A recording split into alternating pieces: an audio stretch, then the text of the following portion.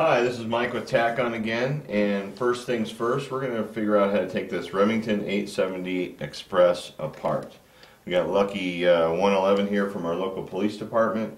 First thing we're going to do is we're going to make sure that this shotgun is safe. Okay, so that means we're going to manipulate the forend to the rear, and I want to look in there and make sure I don't have any shells, and I want to do a physical inspection of that. My magazine tube is empty, I'm safe, I'm good to go. So we're going to start with the stock. I'm going to take my standard Phillips screwdriver here, and I'm just going to push it through the holes in the back of this Remington buttstock pad, and those will come right out. Okay. Even if your butt pad doesn't have a hole there that's obvious, that's real obvious, that's how these things are fixed, and the rubber's usually cut or split, and you even if you can't see it, you put your Phillips screwdriver through there and you get to those screws. So that's all it is. I'm going to take that off, I'm going to set it aside, I'm done with my screwdriver. Inside of here is a flathead bolt.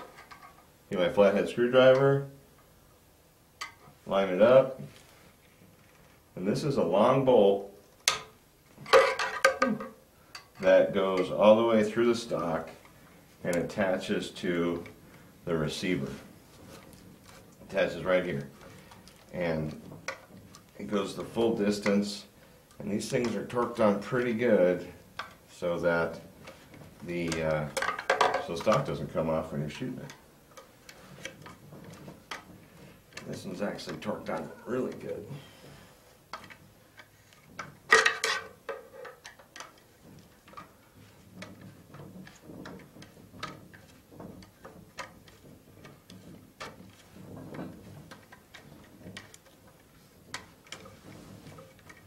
So, almost there.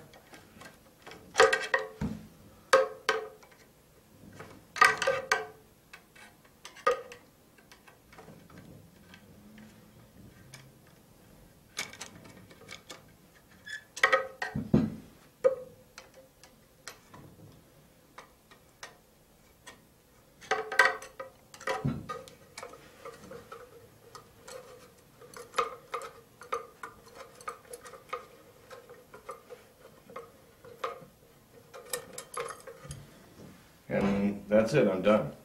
So here's that bolt I was telling you about.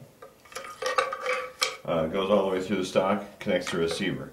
Put my butt pad back on, put those screws back in, set this aside. If I ever want to reconfigure this shotgun to the standard way it is now, to take it hunting, or if I want to sell it, then I can just put that back on, completely convert.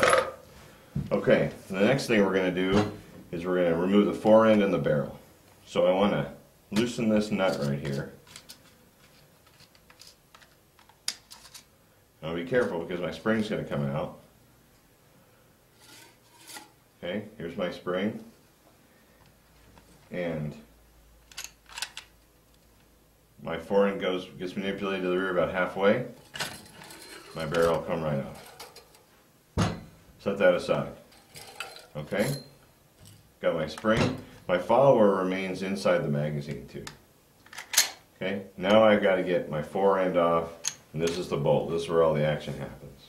So this is it's a little bit tricky. What I want to do is I want to reach up inside right here, the levers on the side of the receiver that hold your shells in.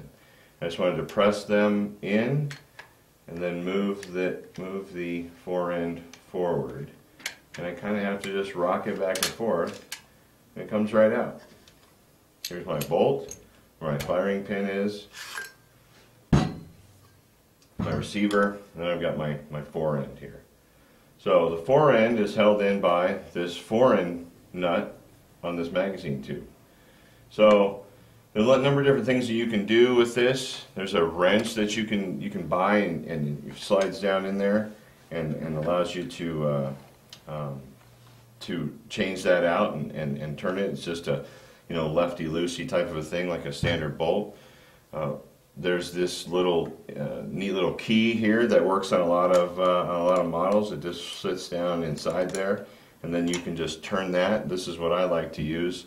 These are about 20 bucks off the internet. These are free. And then there's also a 50-cent piece, and this works really good. You can get it down in there. You got enough room. This is a difficult nut to get done. The fines are the thread are really fine. So you can use that. You can use your multi-tool, needle nose pliers. Put them down in there. Get it in the grooves. A number of different ways you can get this off. And this is a big question that we get on how do I get this nut done. So I've got my forend nut. Now that's off, and then I just pull my my forend tube out. My forend again goes with my stock for conversion later, and I have everything apart. We're good to go, and we can start our bullpup conversion. So stay tuned for the bullpup conversion.